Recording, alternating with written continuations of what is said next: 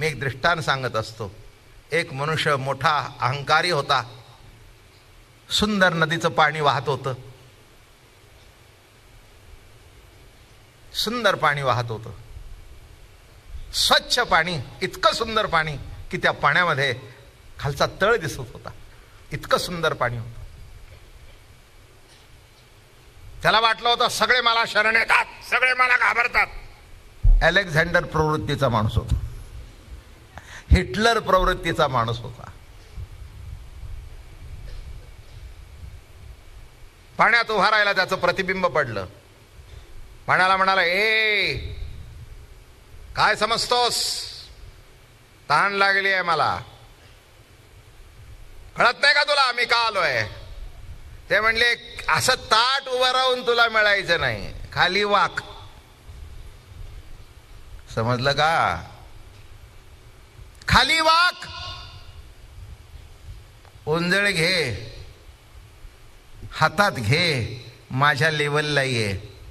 वाकणं म्हणजे प्रभूच्या लेवलला जाणं,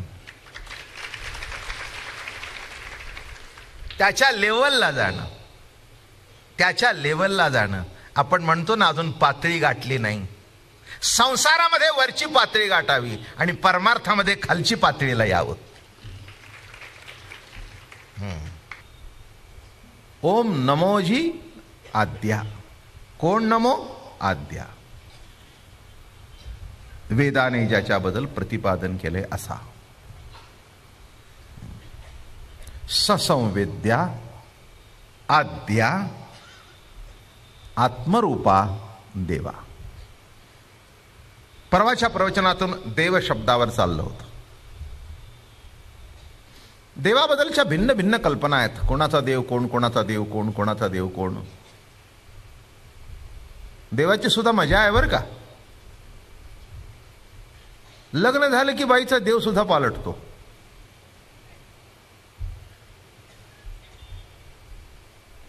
नवऱ्याच्या अहंकारास्तव नाव पालटतं. कुळ पालटलं म्हणून मधला बाप माहेरी राहतो. हे टिकूजीराव मध्ये शिरतात. नाही, टिकूजीराव का म्हटलं? शेवटपर्यंत ते टिकून राहणार आहेत म्हणून. आता एकदा हे टिकूजीराव आले की बाप संपला, भाऊ संपला, बाकी सगळे संपले ना. म्हणून शेवटपर्यंत नवे नवे वर गेले तरी टिकूजीराव, असे हे टिकूजीराव. आडनाव पालटलं नाही का. हे एवढं पालटल्याबरोबर देव सुद्धा पालटला. मला हे पुष्कळ दिवस कळलं नाही की देव सुद्धा बदलला जातो. याचाच अर्थ मला एक सांगायचं आहे, बदलला जातो तो देव नव्हे, पण ज्याच्याने सर्व विश्वामध्ये बदल होतो तो देव. हे मूळ शब्द लक्षात घ्या. बदलता येतो तो देव नव्हे, ज्याच्याने बदल होतात तो देव. म्हणून परवा सांगितलं देव दिव प्रकाश. आणि जरा अजून निराळ्या तऱ्हेने सांगतो.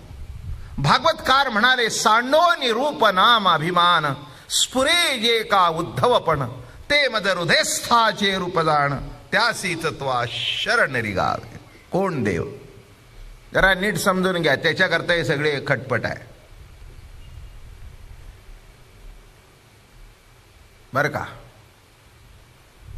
आम्ही देवाला जाऊन आलो नव्हे, जो सतत आमच्या बरोबर आहे तो देव.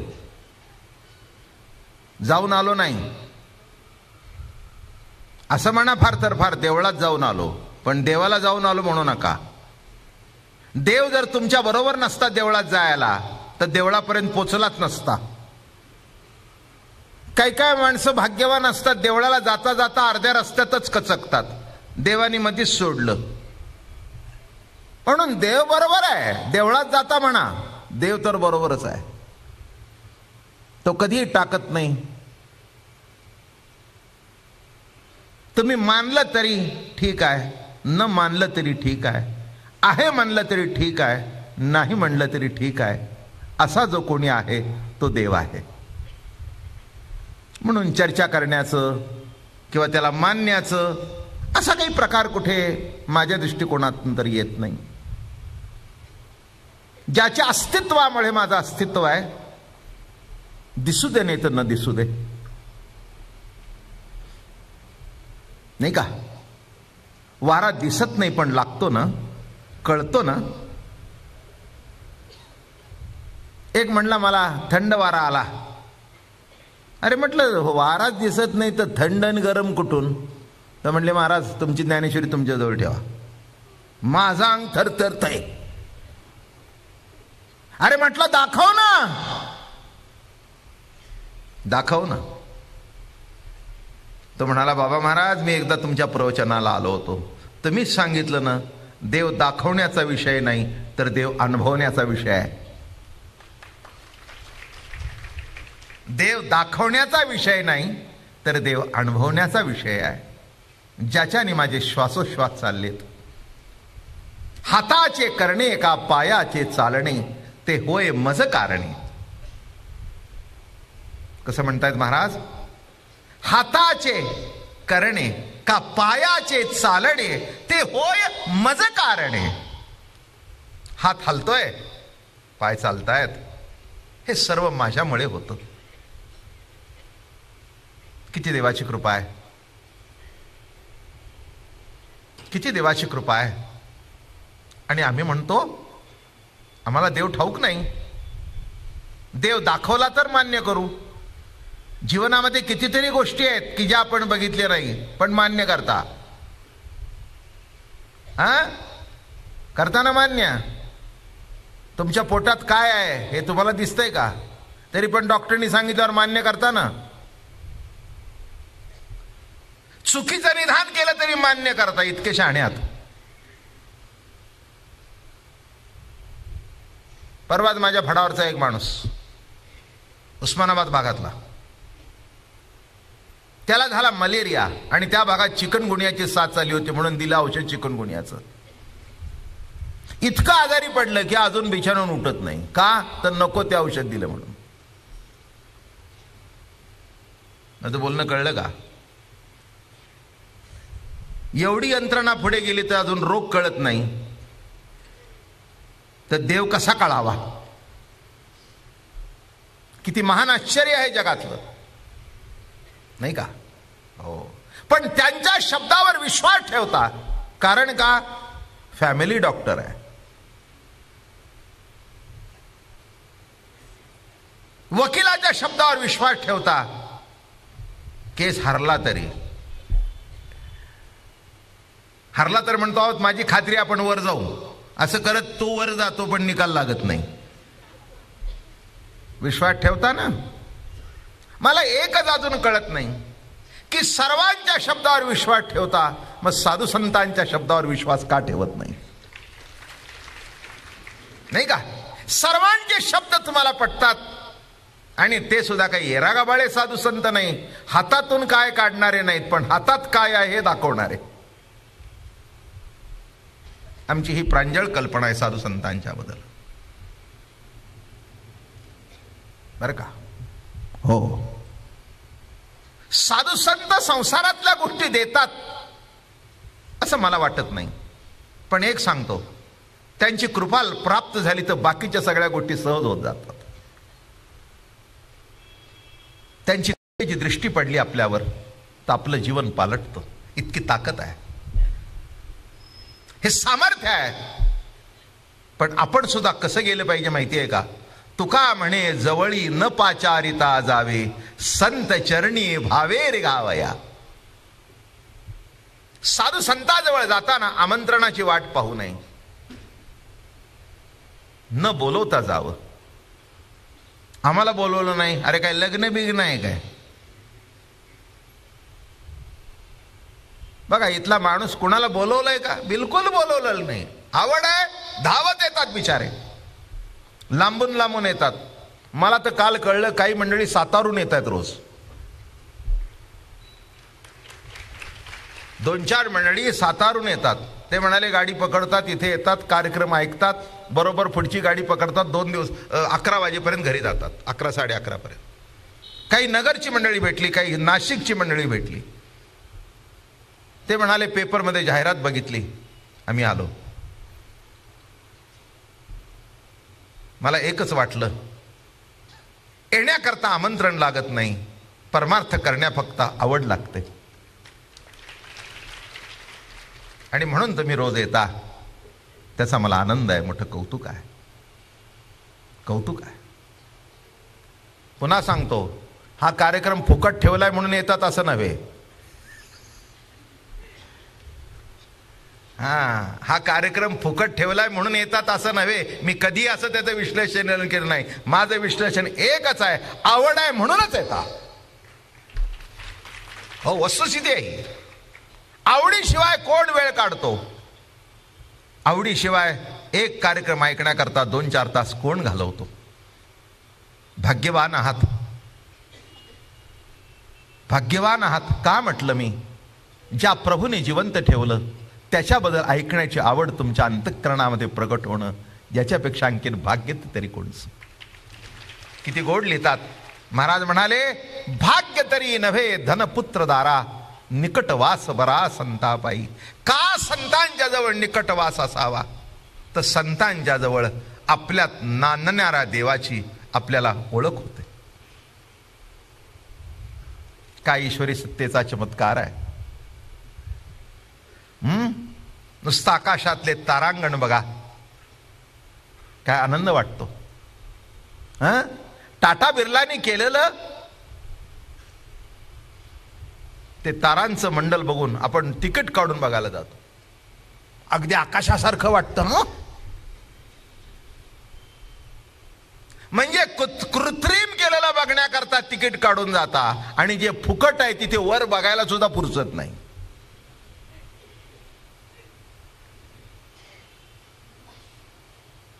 माझं म्हणणं कळलं का?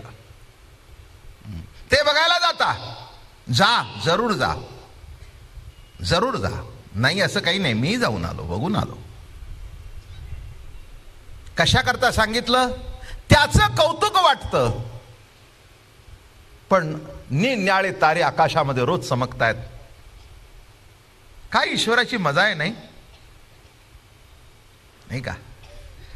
अशी मूठ उघडली की रात्रीच्या वेळेला चंद्रमा येतो, सकाळ उजेडले की त्याला मुठीत घेऊन खिशात ठेवतो की सूर्य वर आला. काय मजा आहे,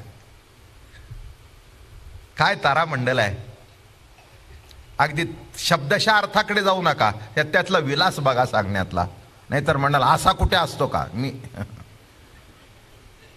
याच्याकरता थोडं अलंकारिक भाषा समजावी लागते, त्या बोलण्यातलं कौतुक समजावं लागतं. पाठीवर थाप टाकलेली आणि पाठीवर मारलेलं. काय काय वेळेला थाप सुद्धा जोरात बसते, पण ते कळावं लागतं. लागलं तरी हरकत नाही, हे थाप आहे. आणि काही काही वेळेला मार असा असतो, त्या व्यक्तीला न बघता मान फिरवले की 4 थोपाडीत बसल्या. तेव्हा हे नीट लक्षात घ्या. ज्ञानेश्वरीतला अलंकार काय आहे, ज्ञानेश्वरीतलं कौतुक काय, बोलण्याची पद्धत कशी आहे. तसं देवाबद्दल बोलताना नाथ बाबा म्हणाले, सांडोनी रूप नाम अभिमान. हे बाजूला काढ. रूप जरा जा त्याच्या पलीकडे, नाम जा त्याच्या पलीकडे, नाही का? हो, नाम मागून आलेलं आहे. रूपात कायम बदल आहे का नाही? सांगायची गरज नाही. घरी जाऊन तुमचा पाळण्यातला फोटो बघा आणि आता साठीतला बघा, संपलं.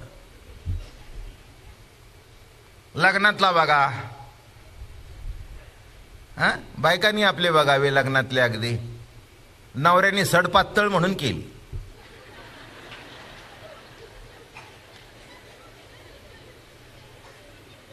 लग्न झाल्यानंतर दोघं फिरायला गेले. मग तिने विचारलं, माझ्यातलं एवढं तुम्हाला काय आवडलं? तो म्हणला, मला की नाही अगदी शेकट्याच्या शेंगेसारखी सडपातळ पाहिजे होती, आणि तशी ती होतीस. 4 वर्षांनी बघितले तर दरवाजातून आत शिरेना.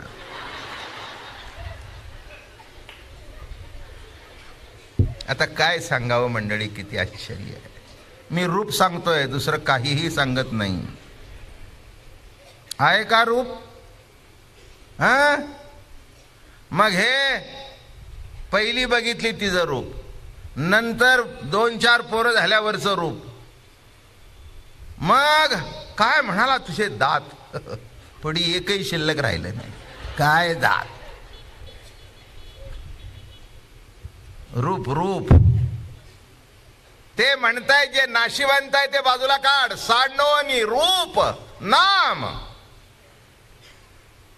नाही का? किती नावं बदलली. पाण्यातलं एक, मग लाडात हाक मारलेलं एक, माझा बाब्या, माझा सोन्या, माझा चिमण्या, माझा लाडका, माझा पोपट, माझा चिमणा. काय त्या नावाला काही अर्थ आहे का? माझं गुणू गुणू. खेड्यापाड्यातली बाई अगदी कौतुकाने आपल्या मुलाला म्हणत होती, माझा सपेटीचा लाटा.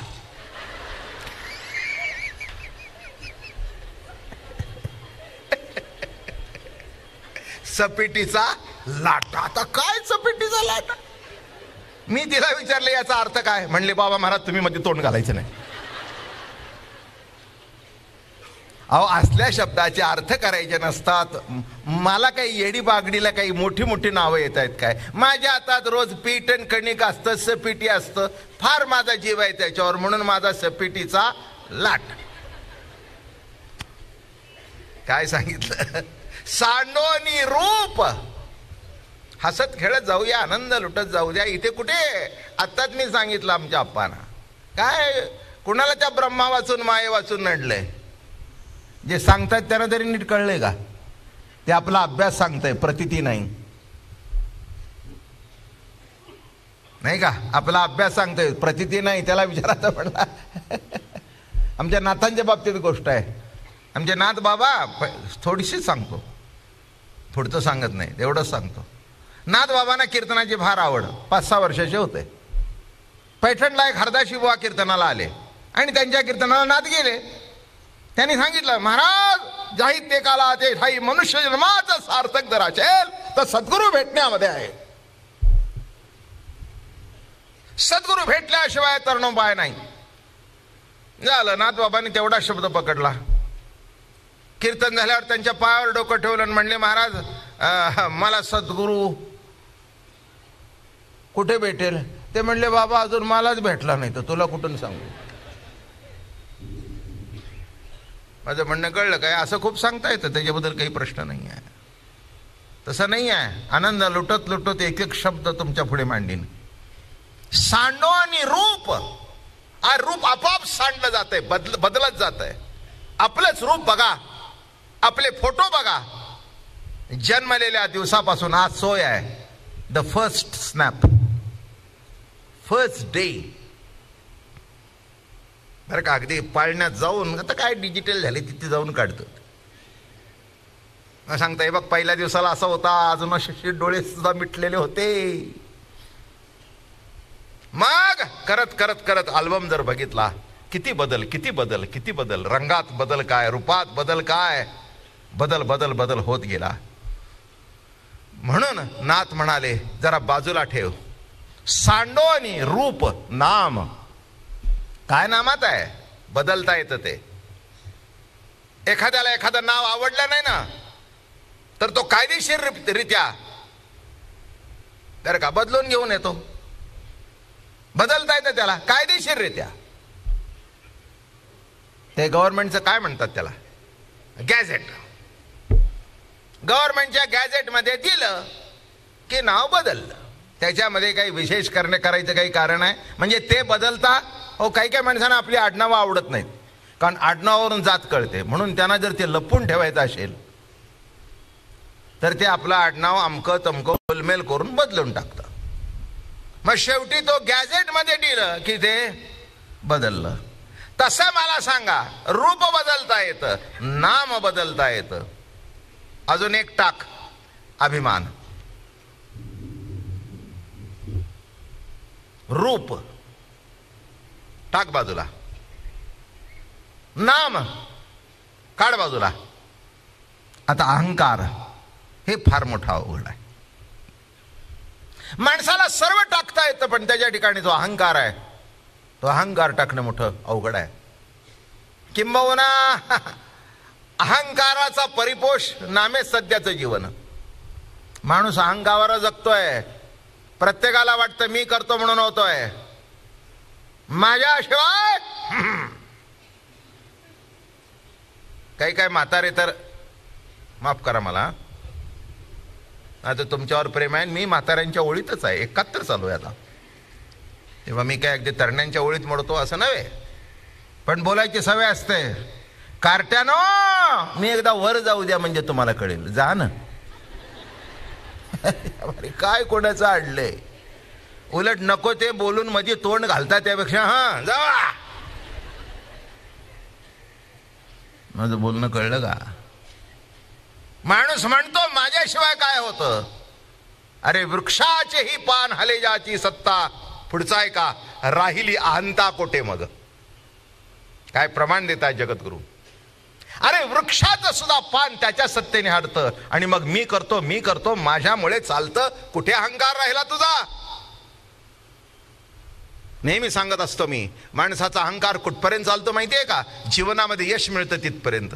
अपयश पदरात आडल्यानंतर मग त्याला कळतं की आपल्या हातात काही नाही. त्यापेक्षा अगोदरच म्हणा ना काही नाही. यश झाल्यानंतर म्हणतो जपून बोल, जपून बोल, जपून उच्चार कर. काय अरे प्रभूच्या सत्तेने घडते. माझ्या तर आयुष्यात सध्या तर पावली अनुभव आहे. थोडं का आयुष्य गेलं नाही बाबानो. या फेब्रुवारीला 71 संपेल आणि पुन्हा 72 मध्ये प्रवेश करेन. एका साधू संताच्या कुळामध्ये जन्म झाला माझा. कानावर दुसरं काहीच पडलं नाही. इंग्रजी माध्यमाच्या शाळेमध्ये शिक्षण झालं, उत्तम शिक्षण झालं. इंग्रजी पुस्तकं खूप वाचली, खूप ऐकलं, हो वाचनही खूप झालं. पण मला सगळं वाचून एकच कळलं की माझ्या ज्ञानेश्वरी सारखा महान ग्रंथ जगात दुसरा नाही. आणि अमृतानुभवाच्या तोडीचं तत्वज्ञान विश्वात नाही. हे बघितलं मी, हे बघितलं. तुम्हाला माहिती आहे रमण महर्षीने जेव्हा अमृतानुभव बघितला, डोक्यावर घेऊन नाचले रमण महर्षी. आणि ते म्हणाले फार उशिरा हा ग्रंथ माझ्या हातात आला, फार उशिरा हा ग्रंथ माझ्या हातात आला. लक्षात ठेवा मी कशा करता सांगतोय. काय सुंदर ओवी सांगतात. नाथांचं भागवत काय, माऊलींची ज्ञानेश्वरी काय. अहो दर्शनी ग्रंथ, दर्शनी, की त्या शब्दातून काय होतं, प्रभूचं दर्शन होतं. एवढी ताकद आहे त्या शब्दामध्ये. ब्रह्मरसाचे पारणे केले अर्जुना लागी नारायणे, की तेच अवसरे पाहुणे पातलो आम्ही. ती अक्षरे नव्हती देखा ब्रह्म साम्राज्य दीपिका. आणि अर्जुना लागी चित्कळा उजळलेल्या श्रीकृष्ण. म्हणून लक्षात ठेवा कशाचा अहंकार करता, कशाचा अहंकार. आमच्या घरात मोठी गंमत असते. आमची आई काय, आमची आजी काय, चुलती काय. आमच्या दादा महाराजांना खीर फार आवडायची. पण ते आमची सातारी भागातली खीर फार मजेशीर आहे. त्याच्यामध्ये नुसती साखर घालत नाहीत, तर त्याच्यामध्ये निम्मा गुळ आणि निम्मा साखर घालतात. पण ते गुळ टाकायचं टायमिंग जर जमलं नाही तर ती खीर फुटते. माझं बोलणं कळलं का? आणि अशी अप्रतिम खीर लागते. मला दुसरी खीर आवडलीच नाही कधी. ते आपलं साखर बिकर घालून ते चलत आहे.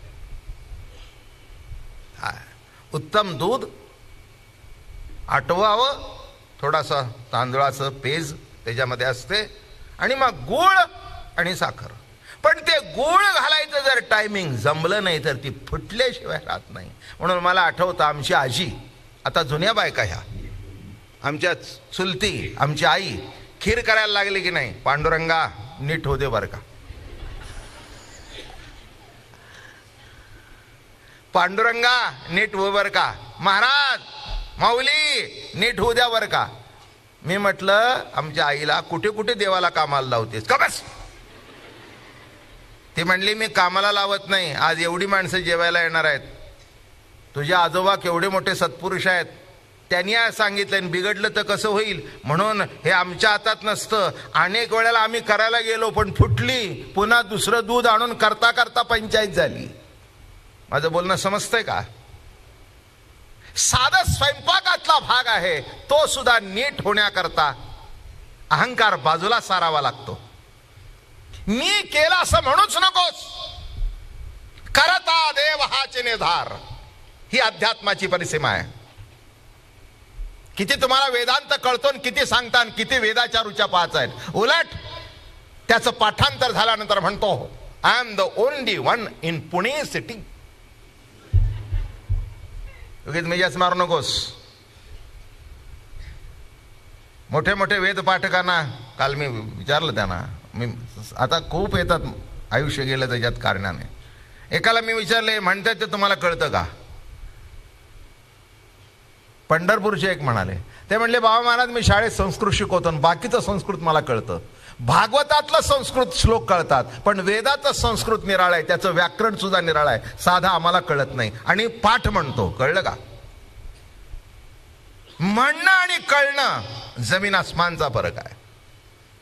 आणि म्हणून कळण्याकरता या मराठी भाषेतून प्रगट झालं. कशाचा अहंकार. पाठ केलं त्याचा नाही, नाही, पाठ करणं हा भाग निराळा आहे, प्रॅक्टिस आहे ती. तुम्हाला जर ज्ञानेश्वरी पाठ करायची असेल तर रोज वाचत चला. रोज 15-15, 20-20 होईल, 20-25 वर्षामध्ये अख्खी ज्ञानेश्वरी पाठ होईल. त्याच्यात काय. मागचं म्हणायचं पण वेळ पाहिजे तेवढा. रोज मागचं म्हणायचं आणि पुढच्या 10 पाठ करायच्या. मागचं म्हणायचं तेच करायचं, तेच करायचं. जेव्हा मी 12वा अध्याय 9वा अध्याय पाठ झाला माझा संपूर्ण पाठ लहानपणी, तो कसा पाठ झाला असा हातात घेऊन बसलो नाही. एक आमच्याकडे येत होते, त्यांनी काय करायचं, आंघोळ झाली की आम्ही देवापुढे म्हणायचं आणि मग जय जय ओ शुद्धे उदारे प्रसिद्धे अनवरतानंदे वर्षतीये विषय व्याळे मिठी दिधलिया नुटी ताटी ते तुझी झालं सुरू. अशा 10 वेळा म्हणून घ्यायच्या आणि त्या 10 पाठ झाल्या की पुढच्या असं करत करत नुसतं रोज एकदा म्हणायचं आणि अध्याय पाठ झाला. मी कशा करता सांगतोय, ही प्रॅक्टिस आहे. पण तो 12वा अध्याय कळण्याकरता 30 वर्षे गेली असतील. कशा करता सांगितलं मी. अभ्यासाचा अहंकार करू नकोस. पहिला नंबर आला ठीक आहे, आम्ही म्हणतोय बुद्धीचं कौतुक आहे. अरे पण वेळच्या वेळेला आठवणं हे कोण आहे, आठवून देणारा कोण आहे, सुचवणारा कोण आहे, हे जो सगळं करतो त्यालाच मी देव म्हणतोय. म्हणून इथे म्हणतात अहंकार धरू नको. स्फुरे जे का सांडोनी रूप नाम अभिमान स्फुरे जे का उद्धवपण. जरा पुढे सरू. अहंकारावर अजून 4 दिवस सांगेन, त्याच्यात काय विशेष. अरे का अहंकार सुद्धा निराळे असतात. संसारातला अहंकार निराळा, परमार्थातला निराळा आणि अध्यात्मातला निराळा. कळलं का. हे 3 सांगता सांगताच आणखीन दिवस जातील. संसारातला अहंकार सांगायची गरज आहे का. त्यातले अनुभवाच्या सगळ्या मूर्ती आहेत माझ्यासमोर बसलेल्या.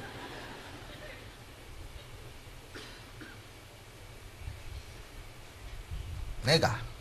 नवरा बायकोला सुद्धा एकमेकाची स्तुती दुसऱ्याने केलेली आवडत नाही. कळलं का तुम्हाला. मित्र आला जर म्हणाला ना काय बाबा तुमच्या बायकोने घर ठेवलं चांगलं.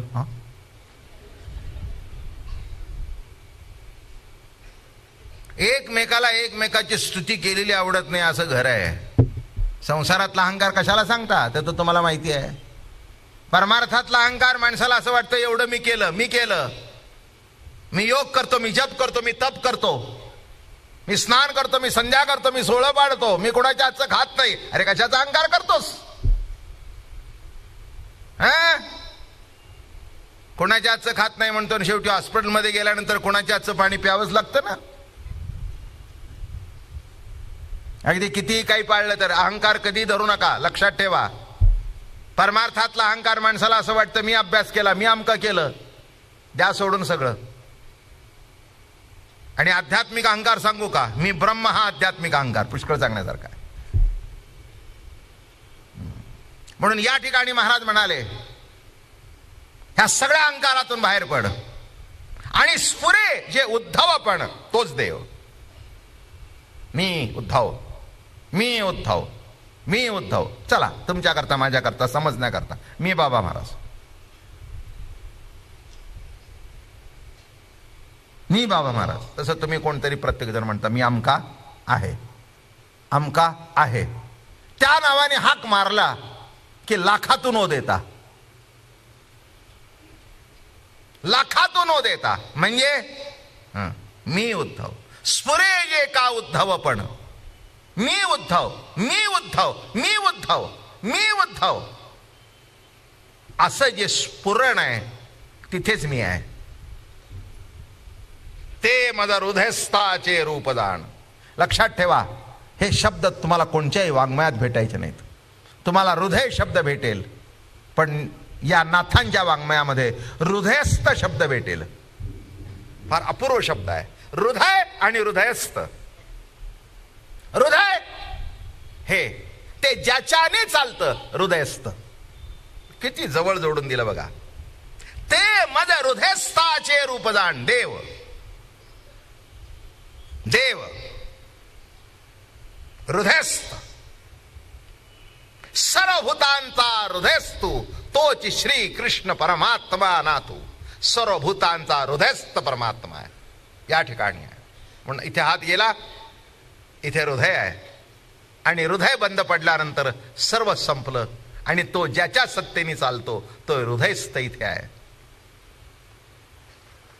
सर्वभूतांशांतरी चिद्वृत्तीच्या सहस्त्र करी उदयाला असे जो. सर्वभूत मात्रांच्या अंतरामध्ये चिद्वृत्तीच्या सहस्त्र कमलामध्ये जो उदित पावलेला आहे, असा जो तो परमात्मा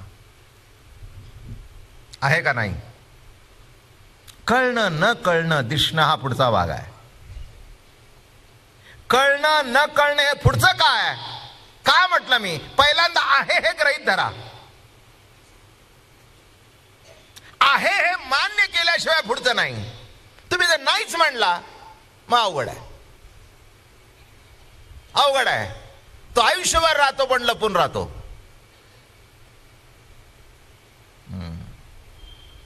लपे तव तव न दिसे, प्रगटे तव तव भासे, प्रगट ना लपाला ना खोमता जो. चांगदेव 65.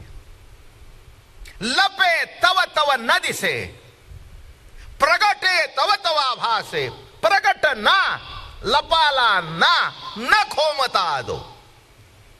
कसा आहे परमात्मा. जेव्हा तो लपून राहतो तेव्हा तो दिसत नाही. पण दिसत नाही म्हणजे नाही का. सूर्य ढगाच्या आड गेला, दिसला का नाही दिसला. ढगाच्या आड कोण गेला, सूर्य. कोण दिसत नाही, सूर्य. मग दिसला का ना दिसला. म्हणजे दिसला पण नाही रूपाने. आला आला सूर्य आहे रूपाने. अजून पुढचा दृष्टांत. एखाद्याच्या घरी आला, घरी आल्यानंतर ज्याच्या घरी गेलो तो मनुष्य घरीच नव्हता. का वामनराव कुठे गेले, दिसत नाहीत. म्हणजे दिसले नाही का. कोण दिसले नाहीत, वामनराव. दिसले कोण, वामनराव. देखिजे ना न देखिजे, लपे तव तव न दिसे, प्रगटे तव तव भासे, प्रगट ना लपाला से न खोमता दो. कल्होळ कंचुकन फेडिता उघडे उदक, तेवी जगेसी सम्यक स्वरूप जो. कल्होळ कंचुकन फेडिता उघडे उदक. काही बाद करण्याची गरज नाही. कल्होळ कंचुक, कल्होळ पाण्यामध्ये असे कल्लोळ येतात, लाटा येतात. कल्होळ कंचुक न फेडिता उघडे उदक. लक्षात घ्या, कल्लोळ बाजूला करायचं आणि मग समुद्र बघायचा. गरज आहे का, नाही नाही. लाट बाजूला सरायची मग पाणी बघायचं. लाट म्हणजेच पाणी, कल्लोळ म्हणजेच पाणी, तरंग म्हणजेच पाणी. तरंग उदकाचे अंग तरंग उदकाचे अंग, उदकावरी तरंग, तरंग उदकाचे अंग. तसं परमात्मा नाही रूपाने असलं तरी तोच आहे रूपाने असला तरी तोच आहे. बरं का? म्हणून काय सांगतायत? सांडोनी रूप नाम अभिमान स्फुरे जे का उद्धवपण, ते मज हृदयस्थाचे रूपदान. असा जो हृदयस्थ त्याला तू शरण जा. किती महत्वाचं आहे बघा. त्याला तू शरण जा. पण शरण केव्हा जाशील? वरचा ओळीचा अर्थ पुन्हा सांगतो ज्ञानेश्वरीच्या माध्यमातून. निशेष सांडोनी मी पण, याची नावे हृदयस्था ये शरण. तुझं मी पण बाजूला टाक, याचंच नाव शरण जाणं. युद्धामध्ये माणसं शरण जातात परिस्थितीजन्य, त्याला शरण म्हणत नाहीत. तो म्हणतो माझ्या तावडीत सापड, मग बघतो तुला. आता शरण एवढ्या करताच आहे, तुझ्या तावडीतून सुटण्याकरता. माझं बोलणं कळलं का? तुझ्या तावडीतून सुटण्याकरता. निशेष सांडोनी मी पण, याची नावे हृदयस्था ये शरण. मी पण बाजूला काढ. आणि असं जेव्हा होईल तेव्हा शरण. उद्धवा, अरे उद्धवा, मी नसे ऐसे कोणही ठिकाण नसे, परी प्राण्याचे भाग्य कैसे, जे मीच नाही म्हणती. काय गोड लिहितात नाथ महाराज, एवढे अनुभवजन्य उभे आहेत. उद्धवाला प्रश्न विचारला देवानी. उद्धवा, माझं बोलणं लक्षात आलं रे बाबा तुझ्या. ऐक उद्धवा, अरे उद्धवा, मी नसे असे कोण ठिकाण असे. अरे मी नाही असं कोणचं ठिकाण आहे? कुठेच नाही. तरी पण या प्राण्याचं भाग्य कसं आहे बघ. अरे मलाच नाही म्हणतोय हा. किती आश्चर्य आहे. लक्षात घ्या मंडळी, या सर्वातून बाहेर पडल्यानंतर हृदयस्थ परमात्मा जवळच आहे. देव सदा जवळीचा असे. पण सुंदर ओवी आहे बघा. भागवतकार म्हणतात, देव सदा जवळीच असे, त्या लागी जन कैसे झाले पिसे, पाहो जाती देशो देसे, ते देखो निहासे गदगदा. साधू संत हसू लागले. आश्चर्य वाटलं त्यांना. एकाने विचारलं, महाराज हसता का? ते म्हणले, हसतो का कळलं का? तुला तुकाराम महाराजांच्या भाषेत सांगतो, तुझे आहे तुझ पाशी, परी तू जागा चुकलासी. तुझे आहे तुझ पाशी, पण जरा अंतर्मुख व्हा. बघाल तर दिसेल. तुम्ही असंच बघताय, कसं दिसायचं? माझं बोलणं कळलं का? आता मी इकडे बघतोय ना, माझ्या सदऱ्यावर जरी काही डाग असला तरी मला दिसत नाही इथला. तुम्हाला दिसतो पण मला दिसत. एखाद्या वेळेला बुक्का लावता लावता इथे पडतो, अशा ठिकाणी पडतो, किती वाकलो तरी दिसत नाही. त्याच्याकरता आरसा असतो. आणि काही कळलं असाच निघालो, दिसत नाही. मग कोणतरी म्हणतं इथे काय पडलंय? म्हटलं मला दिसलं नाही. दिसणारच नाही. माझं म्हणणं लक्षात आलं का? असाच बघतोय, इथला केव्हा दिसेल? इथे वाकेल तर नक्की दिसेल. इथे वाकणं म्हणजे कळलं का? त्याला शरण येणं. वाक जरा, वाक खाली, वाक खाली, वाक. किती दिवस ताट उभा राहणार आहेस? किती दिवस ताट उभा राहणार? जरा वाक. मान खाली झाली की तुला कळेल, खाली झाली की तुला कळेल.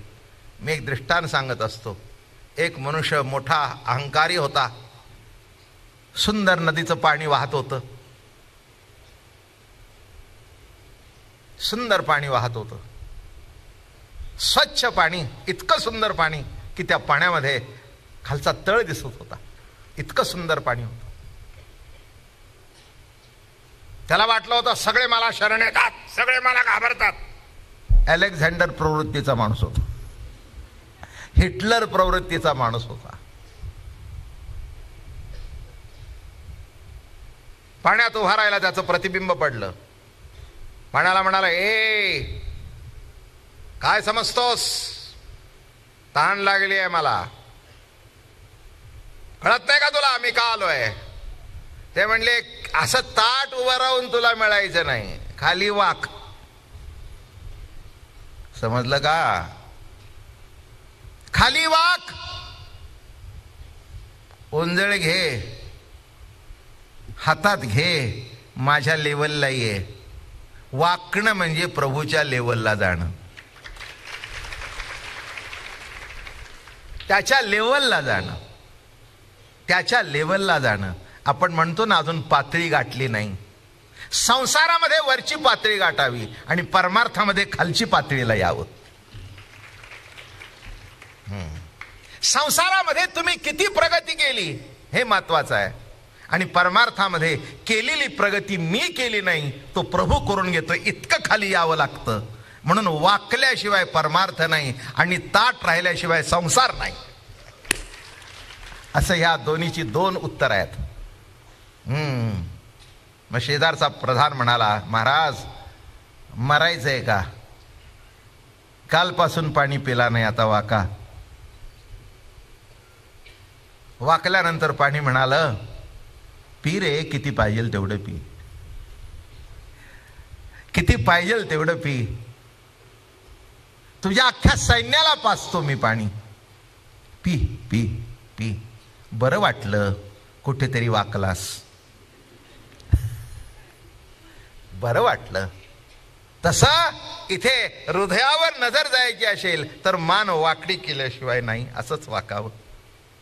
म्हणून म्हणतायत उद्धवा, मी नसे दुसरी होई, जवळीच असे देव सदा जवळीच असे, त्या लागी जन कैसे झाले पिसे, पाहो जाती देशो देसे, ते देखो नि हसे गदगदा. मला एक सांगायचंय, एकदा आहेचं ठिकाण कळू द्या, मग गावभर फिरा, काही बिरकत नाही. एकदा आपल्या घराचा पत्ता आपल्याला नीट माहिती असला, आपलं घर कुठे आहे हे नीट माहिती असल्यानंतर आपल्या घरातली माणसं कुठेही गेली तरी आपल्याला काळजी वाटत.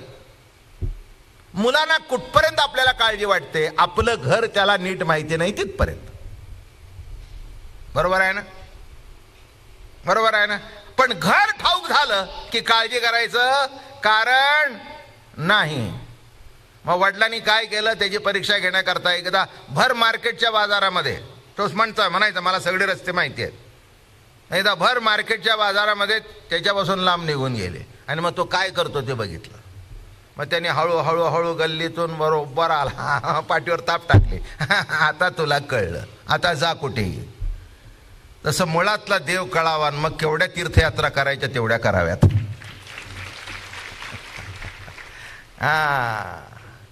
काय काया ही पंढरी आणि आत्मा हा विठ्ठल, ही प्रतिती. म्हणून तुम्हाला काय वाटतं, आम्ही पंढरपूरला देवाला भेटायला जातो का? नव्हे नव्हे नव्हे नव्हे नव्हे. आमचा देव आमच्या बरोबर असतो, पण साधू संतांच्या संगतीमध्ये नामस्मरणाच्या माध्यमातून त्याची गोडी विशेष भोगता यावी म्हणून जातो. तुम्हाला काय वाटतं, आम्ही देवाकरता जातो काय? आमचा इथला देव जर बरोबर नसेल तर तिथल्या देवाकडे कसं जाता येईल? इथला हृदयस्थ देव बरोबर आहे, म्हणून मी गमतीने सांगतो, आमच्या देवाला आम्ही कडेवर घेतो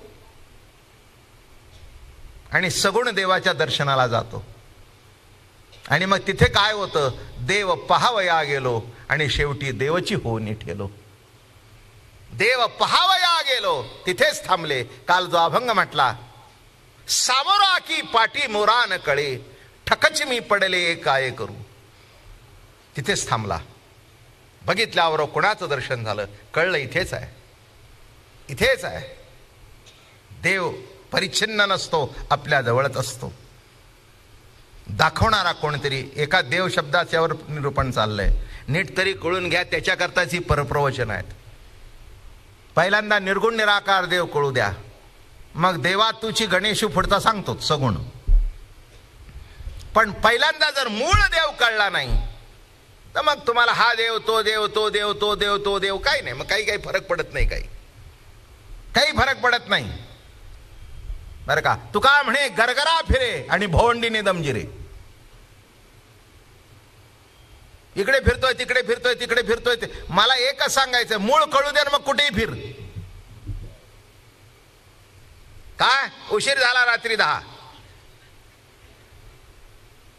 ती म्हातारी होती, ती म्हणली अहो किती उशीर झाला. अहो म्हणली ते काही लहान आहेत का, येतील, कामात गुटले असतील, येतील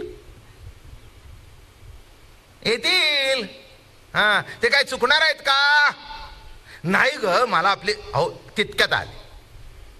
का 10 वाजले. नाही म्हणले, सहज दगडूशेठ ठेवून येत होते, तिथे तात्या आप्पा भेटले, गप्पा मारत बसलो.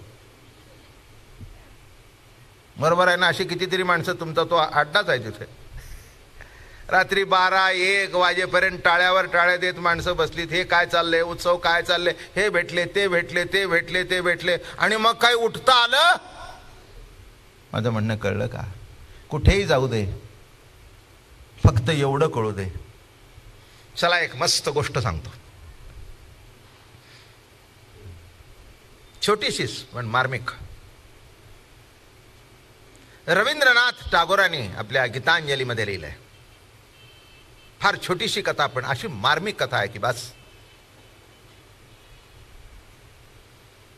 त्यानं एक दिवस, ते म्हणाले, एक दिवस पत्ता कळला त्याचा.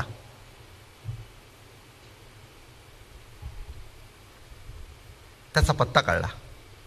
पत्ता कळल्यानंतर इतका आनंद झाला, इतका आनंद झाला, इतका आनंद झाला, बस नाही आनंदाशी जोडा, इतका आनंद झाला. मग कोणीतरी सांगितलं, अमक्या बिल्डिंगमध्ये 1ल्या मजल्यावर ते राहतात. असंच लिहिलंय त्यांनी. एका ठिकाणी राहतात. मग ते गल्ली सापडली, घर सापडलं, अगदी वर्णन केल्यासारखा जिना सापडला. आणि रवींद्रनाथ म्हणाले, मी बिस्कत बिस्कत पायऱ्या चढत वर गेलो. कानोसा घेतला आणि दरवाजावर थाप टाकली. ठक ठक ठक ठक ठक ठक ठक ठक. आणि काय सांगू, तिकडून पावलांचा आवाज आला. पावलांचा आवाज आला. आणि आता 2 पावलात येऊन दरवाजा उघडणार. तितक्यात मी बेछटपणे त्या जिन्यावरून पळत सुटलो आणि पुन्हा तीर्थयात्रा, देव देवळ फिरत बसलो. हे कळतं का ह्याच्यात. वर्म आहे मोठ्या गोष्टीत. तिथपर्यंत गेलो, पत्ता कळला, पावलांचा आवाज आल्यानंतर निश्चिंत झाली आहे. आता बघितल्यानंतर सगळे मजाच निघून जाईल, त्यापेक्षा आहे तिथे राहू दे, मी त्याला फिरत शोधतो. पण आहे हे निश्चिंतीने फिरत शोधतो, आहे हे निश्चिंती. आता चर्चा नाही. आणि रवींद्रनाथ म्हणाले, पुन्हा मी आपला फिरत बसलो. या देवळात जा, त्या देवळात जा. पण जाताना आतून म्हणायचा, आता कुठे निघालास, मी तुझ्या बरोबर आहे ना. अरे मी कुठेच निघालो नाही, तुला घेऊन तुझा आनंद भोगण्याकरता निघालोय. हा, मग कसा आहे, साई हमारा भजन करे, हम सोए आराम. हमारा साई, साई म्हणजे देव, साई म्हणजे गॉड. तो आमच्या बरोबर आहे, तो माझ्या सहित आहे. ही प्रतिती कळली. लक्षात ठेवा, कुणी म्हणाल दार का उघडून दिलं नाही, अरे उघडायचंय काय, आहे कळलं ना, आहे कळलं ना. हा, ही दारं उघडायची नसतात, ती तिथे आहे एवढं कळलं. लक्षात ठेवा, फाडून बघायचं नसतं. फार तर फार ते लावा डॉक्टरचं निथे लावा, ठॉक ठॉक ठॉक, समजावं पावलं वाचतायत, समजावं पावलं वाचतायत. किती गोड दृष्टांत आहे. हा, बघा ना, एकदा काहीतरी डॉक्टरला सहज म्हणावं, जरा द्यावं ते आम्हाला लावून बघू द्या. असं लावान बघा, आवाज येऊन ठॉक ठॉक ठॉक ठॉक ठॉक ठॉक, समजावं. आता तुम्ही जर म्हटलं मी फाडून बघीन, नका प्रयत्न करू. हा आवाज आवाज आवाज येतोय ना, हा जो नाद येतोय ना, अरे कुणाचा नाद आहे, कुणाचा आवाज आहे. म्हणून ते म्हणाले, देव सदा जवळीच असे, त्या लागी जन कैसे झाले पिसे. पाहो जाती देशोदेशे. ते बघण्याकरता या देशात जा, त्या देशात जा, त्या देशात जा. ठीक आहे, तो त्यातला विलास आहे बरे का. मी बद्रीनाथ केदारनाथला गेलो. पंढरपूरचा पक्का वारकरी, कट्टर. कुणी मला विचारलं तुम्ही बद्री केदारला देव बघण्याकरता गेला का? हो म्हटलं गेलो. तिथे कसा दिसला? म्हटलं माझा देव पंढरपूरला पिवळा पितांबर नेसतो, पण हिमालयावर पांढरा स्वच्छ धोतर नेसलेला बघितला. माझ्या पांडुरंगाचं मला धवल दृश्य झालं. पांडूर रंग, कळलं का तुम्हाला? पांडूर रंग शब्दाचा अर्थ सुद्धा मोठा मजेशीर आहे. जेव्हा गोकुळातून पंढरपूरला गेले आणि गोकुळातून पंढरपूरला गेल्यानंतर अंगावर अशी धूळ उडली होती, सबंध धुळीने माखले होते. रस्त्याने जाताना बघा ना, आपल्या अंगावर वारा आला की धूळ उडते, तसं देव जोरात आले पुंडलिका करता, सबंध अशी धूळ उडलेली. आणि त्यांनी बघितलं, म्हणाले काय रे सुंदर दिसतोयस, पांडूर रंग. पांढरा दिसत होता, किती सुंदर दिसतोयस, पांडूर रंग. नीट लक्षात घ्या, जिकडे बघावं तिकडे आपला देवच नटलेला असं दिसतं. अनंत रूपाने अनंत वेशाने एक माझा प्रभू नटलेला आहे बरं का. जिकडे बघावं तिकडे त्याचंच रूप आहे. फक्त बघायला शिका, सर्वामध्ये त्याला बघा. कोणाला बघा? सर्वात कोण नटलेला आहे? तोच इथे जो आहे. हरी येथे रे, हरी तेथे रे, येथे रे, येथे रे. असा जो येथे आहे, तेथे आहे, माझ्यात आहे, तुमच्यात आहे, असा जो, त्याला म्हणावं देव. तुकाराम महाराजांना सुद्धा एकदा विचारलं, तुम्हाला कोणाची संगत आवडते? फार सुंदर उत्तर दिलं. ते म्हणले, देव वसे चित्ती त्याची घडावी संगती.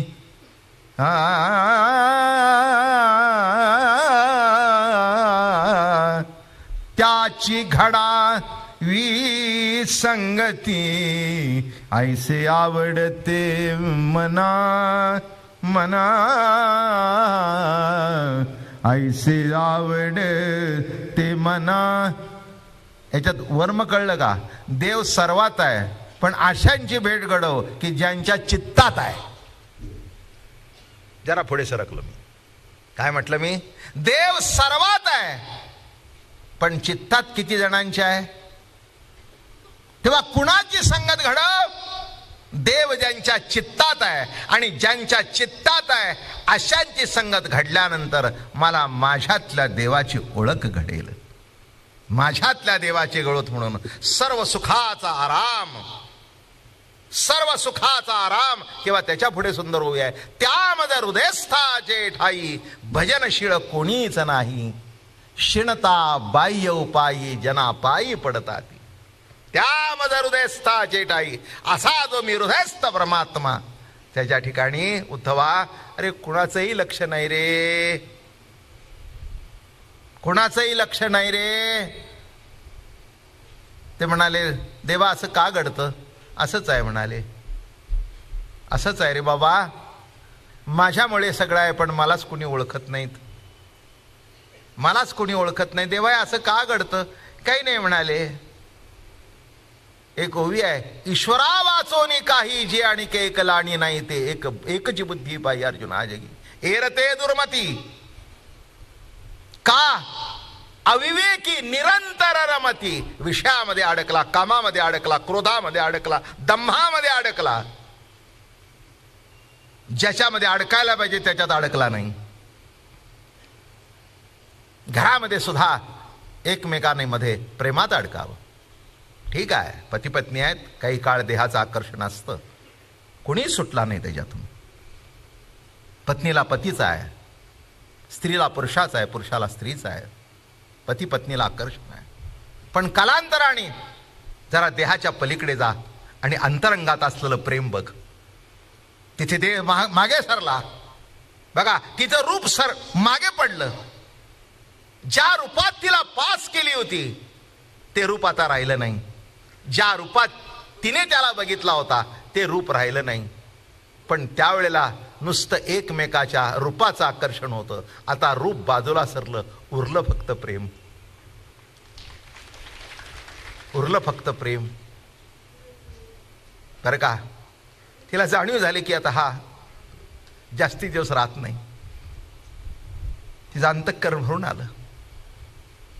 एक दिवस पतीचा हात गेला, डोळ्यातून धार चालली होती, दोघंही थकले होते. मालक म्हणाले, का रडतेस? आता मी तर म्हातारा झालो, रूप नाही, गुण नाही, 3 वर्ष झाली बिछाण्यावरून पडून आहे, घरातला मी निरुपयोगी आहे. ते म्हणली, चला असाल त्याला निरुपयोगी असाल, पण तुमच्याशिवाय माझं जीवन नाही. या जगामध्ये ज्या दिवशी तुम्ही नसाल ना, त्या दिवशी माझ्या असण्यालाच अर्थ नाही. काय तुमच्या रूपाकडे आता माझी नजरच जात नाही, तुमच्या हृदयाकडे मी बघते. मला कळत का नाही, तुम्ही थकला, मी थकले. काही वेळेला तुम्हाला पाणी लागत असतं, मला माहिती आहे, पण मला उठावं लागेल म्हणून तुम्ही मागत नाही. हे तुमचं प्रेम मला कळत नाही का? हे तुमचं प्रेम मला कळत नाही का? म्हणून तुम्ही काही दिलं नाही तरी चालेल, पण तुमचं केवळ असणं हाच माझा जिवंतपणा आहे. जसं परमार्थामध्ये देव कळला नाही तरी हरकत नाही, पण त्याचं असणं हाच आपला जिवंतपणा आहे. आणि पतीपेक्षा, मुलापेक्षाही, नवऱ्यापेक्षा, बायकोपेक्षाही तो प्रभू आपल्यावर प्रेम करतो. एवढं जरी जाणलं, जाणे भक्तीचा जिव्हाळा, तोच दैवाचा पुतळा. पुंडलिका वरदे हरी विठ्ठल. श्री ज्ञानदेव तुकाराम विठ्ठल विठ्ठल विठ्ठल विठ्ठल विठ्ठल विठ्ठल विठ्ठल विठ्ठल विठ्ठल विठ्ठल.